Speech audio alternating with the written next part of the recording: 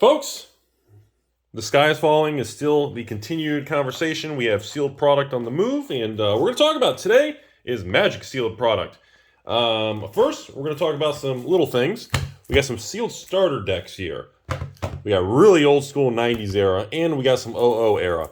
So, I'm really not a fan of loose decks or loose booster packs as a whole for long term. But in a 2021 era, there's just not a lot to go around. There's just not a lot of sealed product left, especially the older you get. Now, again, make sure when you deal with items like this, make sure if you are considering buying loose or any of these decks, you buy these sealed tournament decks. You do not, ever, no exception, buy the theme decks. The theme decks are considered crap. The starter decks are considered good. And then always throw you all see that?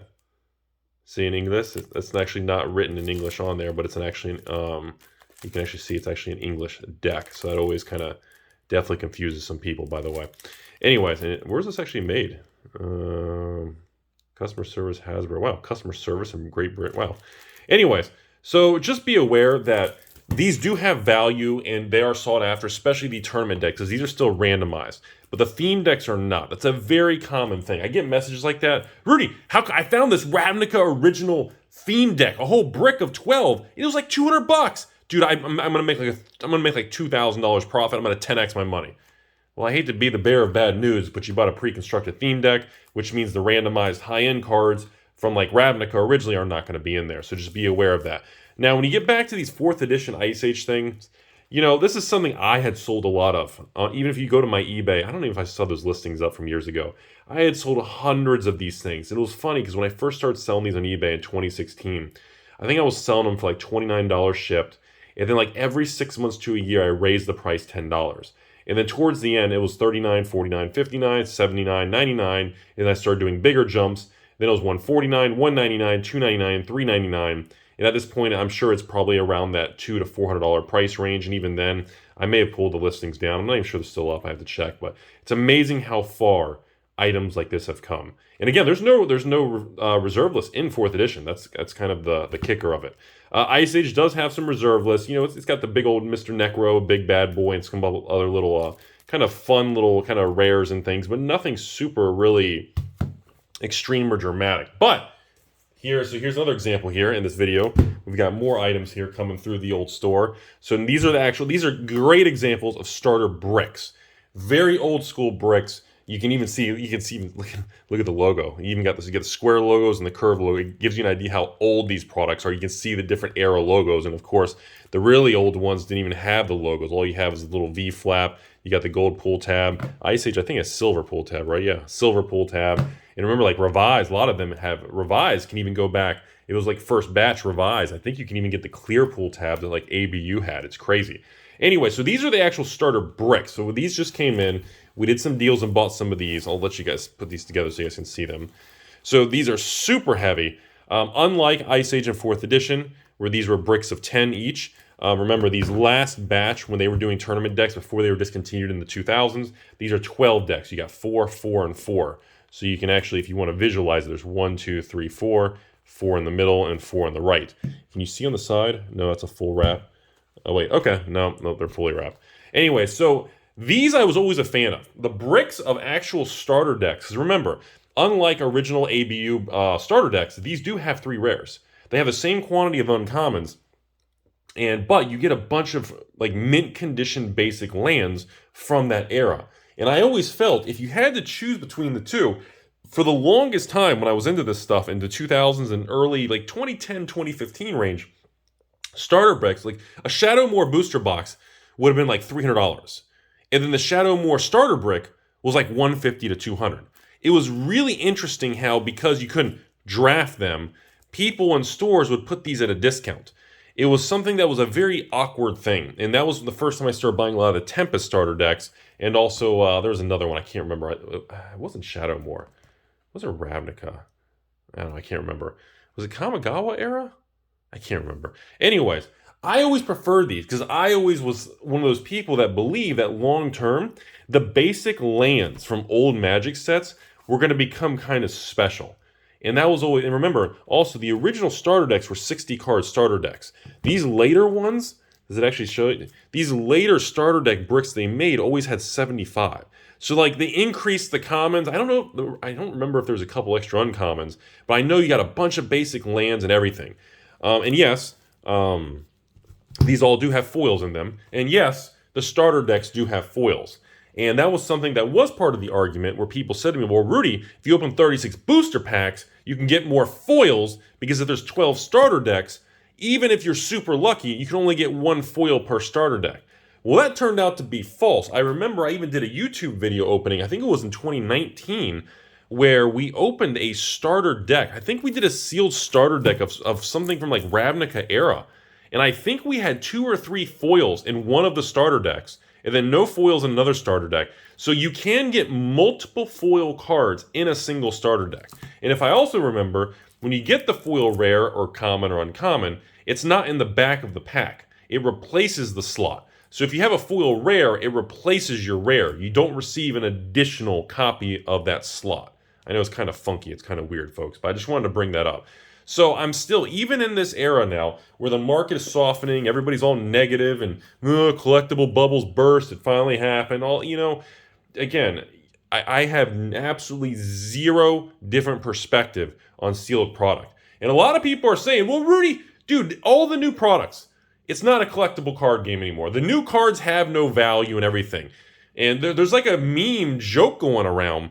And people are going to change the name of Magic from a CCG, collectible card game, to a CBG, collectible box game. So there's been some memes and jokes around it because the only thing that's collectible that retains good value is keeping boxes sealed because all the new singles are worthless because they reprint everything to oblivion, all that kind of stuff. So it's a really fascinating shift here. So let's move that aside. Let's go to the next thing over here. Now we have more boxes that came in. Now we're getting some old school stuff here. Now we got old school circle seal. Very, very old school, crazy wrapping. Pretty wild looking, isn't it? You can see it's definitely got the textbook. You got the upside down, the V. You see that? You should have a line around this seam area. Sometimes the line's higher or lower. There should be a second line. Yep, you can see that? There's a second line right across there. There's always 2 lines that also line up to the V. It's a very distinctive, very difficult to exactly replicate the type of wrapping on these old ones. So it's very, very tough to do if you really pay attention and really look at it in detail. And this wrapping has a very specific thickness and texture, but I'm not going to get into that on this video for just my own reasons, and I really don't want to go into details on that for the internet. So, boxes of alliances. I know prices are coming down, sold prices are nowhere near the peak, and they're probably down 20, 30%, blah, blah, blah, who cares, giggity, fugazi, fairy dust, whatever. Again, this is 45 packs. It is not force a will or bust anymore. We've talked about this many, many times. It tells you right there, look, right there, 45 packs of 12 cards. Oh my God, $2.45 a pack. Could you imagine that? Those are the days, am I right? Again, back in the day, everyone hated Alliance. There was so much hate because Alliances was technically towards like the sequel of like Ice Age. You know, it was kind of funky. It felt kind of weird. I mean, the packaging you can kind of see the blue kind of second set in the Ice Age block kind of thing, I guess, if you really want to go into that. You know, look, even the Deckmaster logo is kind of the icy cold, frozen, icy, anyways, or like, you know, the regular for the, anyways. But, you know, getting into that stuff, I just want to point out that, you know, long term, it's what's happened to sets with like Weatherlight and Mirage and like Visions and, you know, Stronghold is, you know, a lot of these sets that used to be known for one card and everything else was junk, it kind of pigeonholed that set. It would make people look at alliances, because I did it. I was guilty of this. I would look at alliances and say, oh, force a will or bust. I mean, why am I going to pay?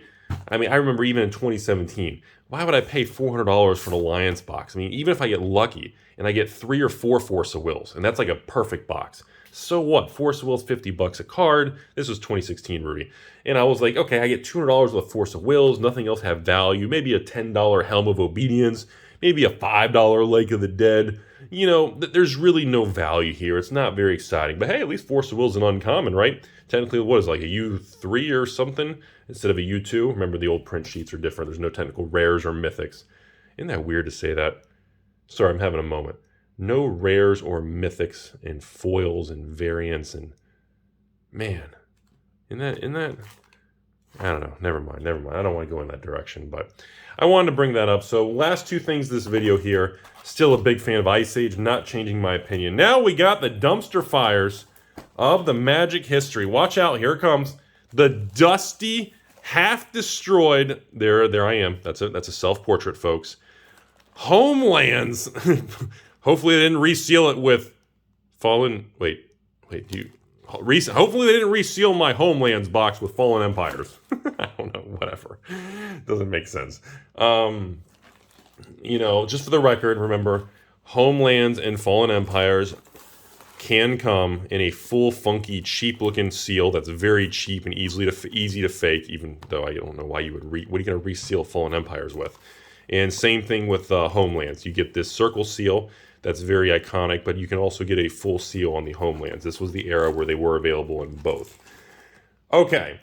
I get questions on these type of sets. I used to get questions on Chronicles, but now Chronicles is a whole different conversation because of cards of value. But Fallen Empires and Homelands is still something that gets discussed and I get questioned about really frequently. People cannot understand why like these things peaked at like $1,000 a box. I know they've come down. But why were people buying these boxes for $1,000 a piece when like the best card was like $5? Well, first of all, there are actually multiple cards in the set that actually have value now. Number two, you got to understand, these are 60 card booster packs. Okay, so you get 60 packs. So technically kind of 60 rares. It doesn't really mean much in this. Now, if it's a P3K, Portal 3 Kingdom English box, the whole 60 packs and getting 60 rares is kind of a big deal, considering the set's only 100 cards. But on something like this, people it was just so confusing to everybody. Everybody was like, I don't understand what kind of Timmy would pay $1,000 for a vintage box of Magic of Fallen Empires or Homelands when nothing, you're guaranteed to lose $990 of the $1,000, rar. And, you know, I try to explain to everyone, you know, these are boxes from the 90s.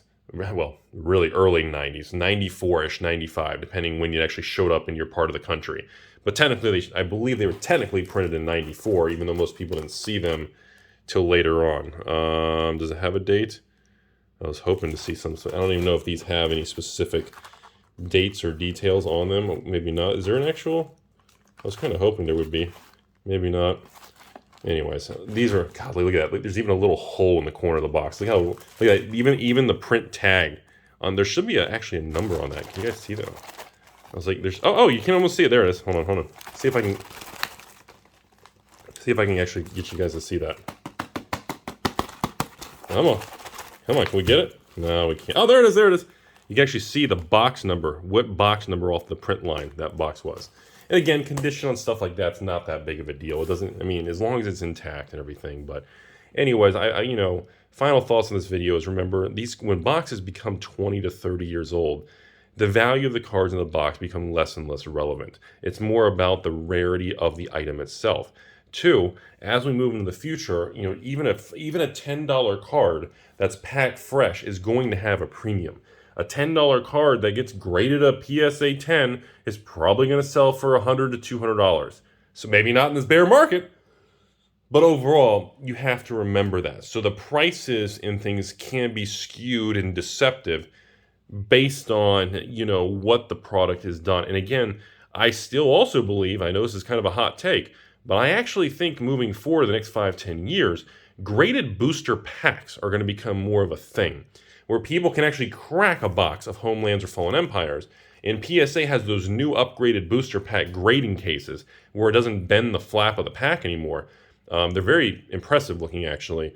And I wouldn't be surprised to see people, you know, opening a pack of Alliances, let's say. I mean, think about it. Okay, you buy this box of Alliances, okay? Let's say you paid $3,000 for the box. Okay, now you open 45 packs. Let's say you pay $30 a pack to get it graded.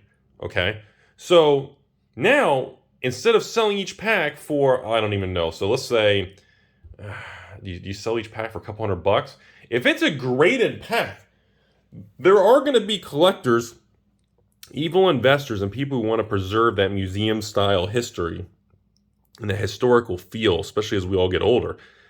And they're going to be willing to pay big premiums for it. I mean, I know it's stupid sounding, but I do believe, like, if a raw alliance is here, let's go back to cheap stuff here. So let's, like, a Homeland. So if this box is an even $1,000, okay, and there's 60 packs in it, right now a pack of Homeland should be what? 20 bucks, I guess, maybe 30 bucks. I guess depending. Usually there's a premium for individual packs. So instead of selling an individual pack of Homelands for, I don't know, $30, if you get it graded, I guarantee you graded PSA 10 booster packs or, you know, would probably sell for $99 a pack. You could probably sell that as gag gifts. You know, family members are going to buy someone a PSA graded vintage pack for $100. I can easily see that happening, which would make the value of a Homelands box be able to generate a gross income of, like, you know, $100 a pack times 60 could be $6,000. You see my point? That could be $6,000 in revenue.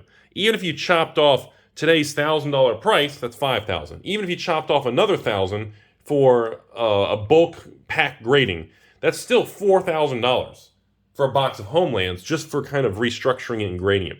And that's what I always think about. I think about the different perspectives that don't make sense, but why would they? What can change in the world to make that make sense? And those are the things I think about. It reminds me of these old, like I said, the old starter decks. Back in the day, nobody wanted it. Everyone was like, stupid. Why would I buy a tournament starter deck with a bunch of basic lands when I can buy a draft booster box with 36 packs? It's way more fun. They're more presentable. It's the industry standard. Well, here you go. That's why the market, you know, Wizards stopped making the tournament starter decks, even though now they're pretty desirable if you can find them. So, hope you learned something. As always, folks, remember, no matter what the market's doing, stay the course. Beautiful world out there. It's never as bad as it seems, never as good as it seems.